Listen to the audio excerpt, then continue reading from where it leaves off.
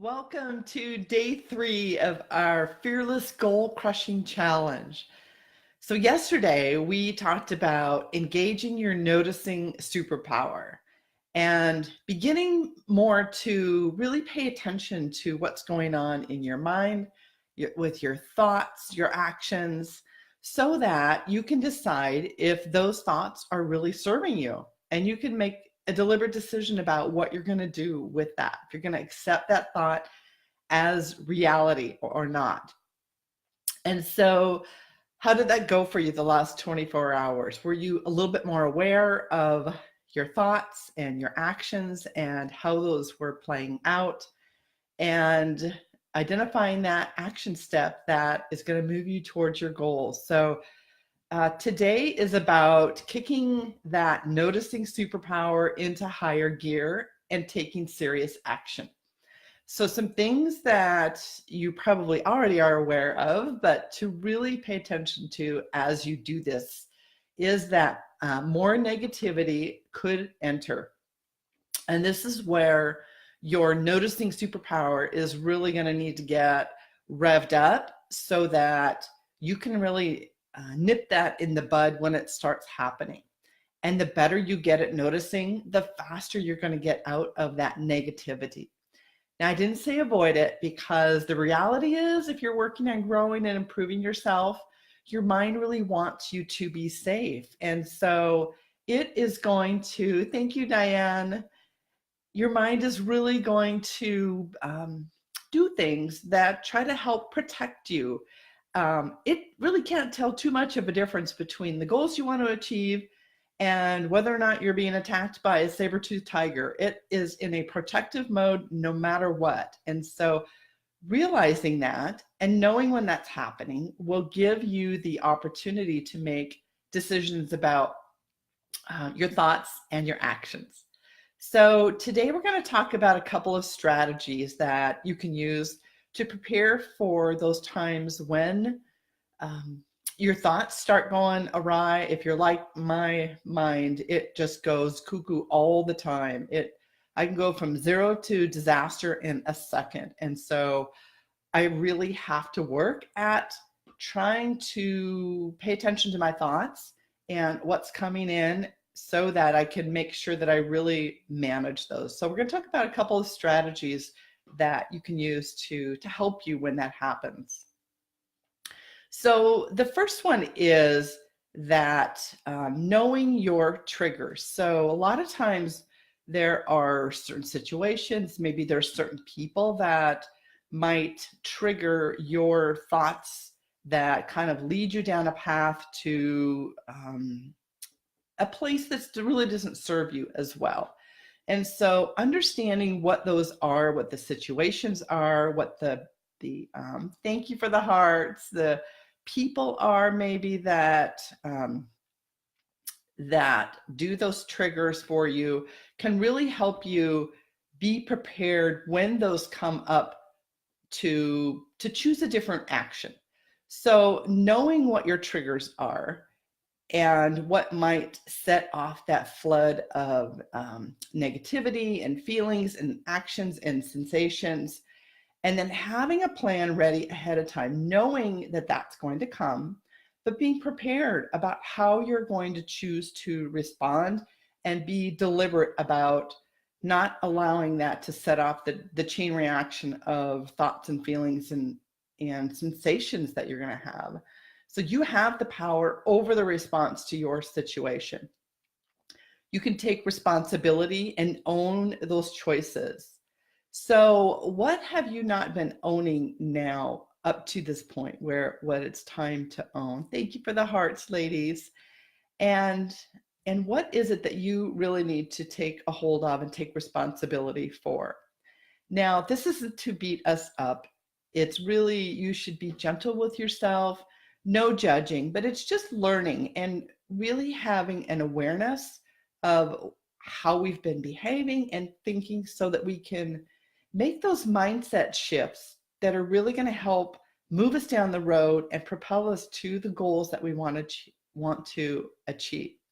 So knowing your triggers, being prepared, and having a plan so that you get to be in control and choose the deliberate response that you want to have for that situation. So the second strategy that you can use to support you in dealing with fear or those sensations, those negative things that come up, thank you for the hearts, ladies, is getting a support structure in place. So the way that I like to think about this is that you are the CEO of your life. You're the chief executive officer. And look around you to see, who do you have sitting on your board of directors? Who are those people that are advising you in your life? And do they really have the best interest of your company mission and vision and goals in mind as they're advising you? Now, when I say company, I mean your life. So your vision, your mission, what you would like to accomplish in your life. Do the people that are surrounding you have your best interest in mind and are advising you to help you achieve those things? So many times, others in our lives can really be protectors of us. It's kind of like our mind. They really want to keep us safe. It might be our partner, it might be other family members or friends that they don't like to see us struggle and frustrated and negative and just really having challenges. So they may be doing things that you might think are against you, but really they're probably coming more from a place of being protective of you because they don't want to see you in a situation that's negative for you. So they're really trying to come at it from a place of being our protector. So understanding that perspective can also help us sort of not react to the responses that we might get from them. So how can you also be the kind of support person that you need? Who can you be on the board of directors for and help advise them in meeting their life's mission and vision and goals?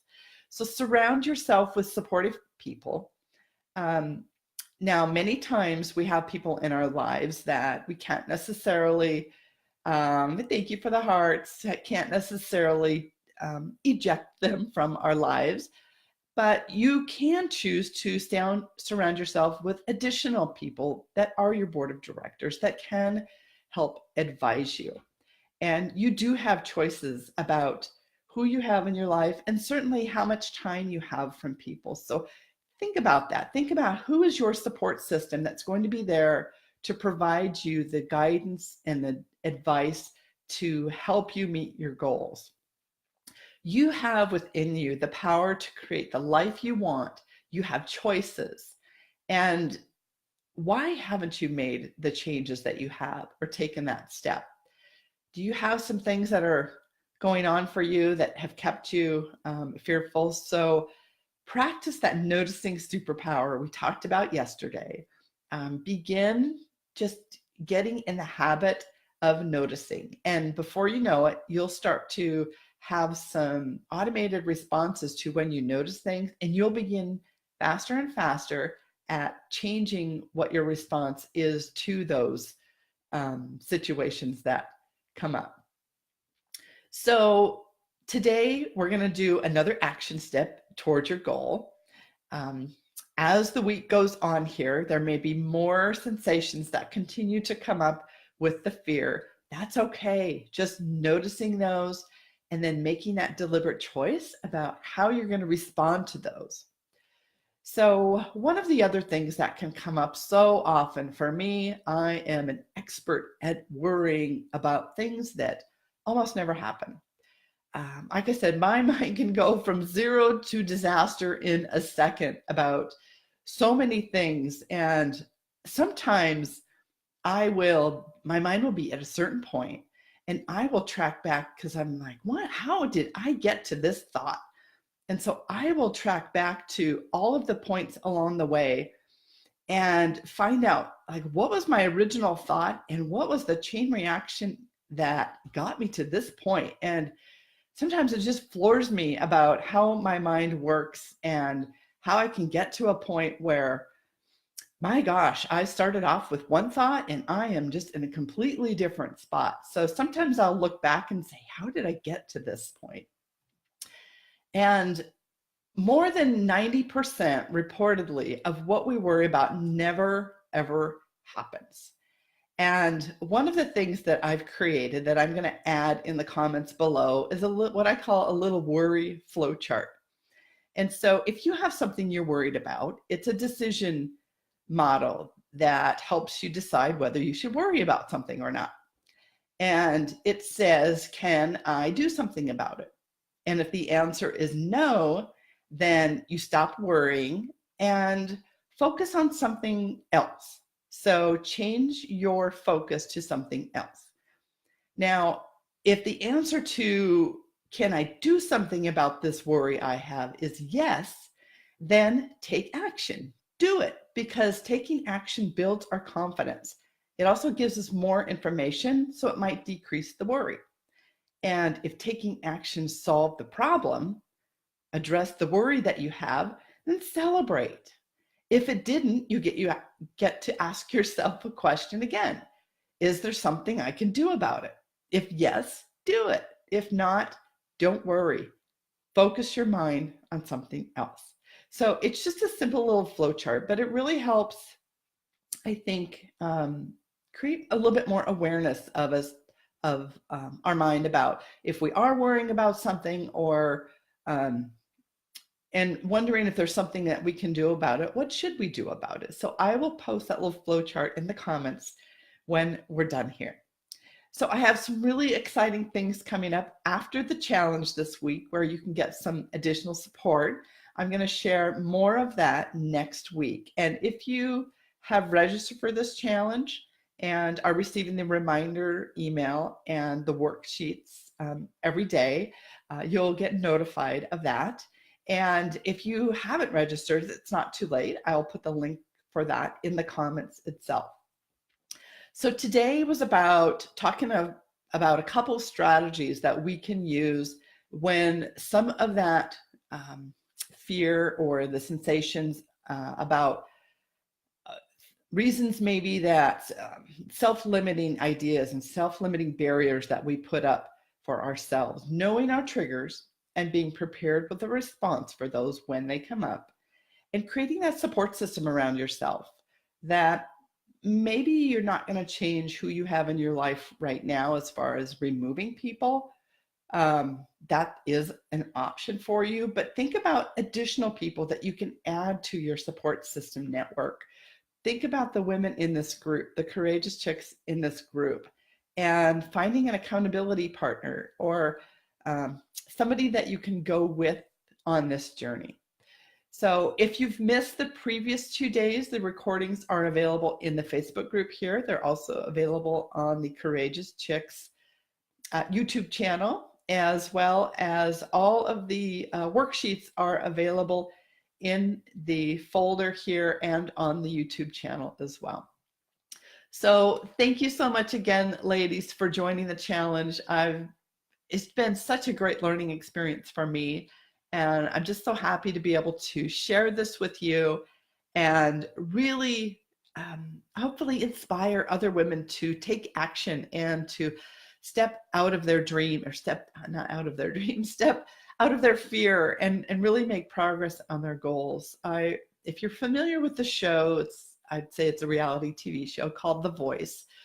There was a woman last night who was singing on there, Christiana, and prior to The Voice, she was just singing in her bedroom and had never stepped out before. And what I love about that show, I think I'm going to get choked up here, is that the people on that show, the growth that they have from the time that they start to the end of that show is just amazing. They have such a wonderful support system in there. They have the coaches and the surroundings where they really grow. Now, there's only going to be one person that gets selected as the winner of the show on there, but the amazing experience that they have and overcoming their fears and stepping out there on that stage despite the fears that they have is just so inspirational for me, and especially the lady's story last night, Christiana. I loved it. So I want that for you. I want you to step out on that stage, be courageous, despite the fears that you might have, because the world needs you to share your gifts and to do what you are meant to do in this world. So thank you again for watching, and look for the worksheets in the homework. And I'm going to put the link in to register if you haven't done that. So I will see you again tomorrow, same time. Have a good day. Thank you.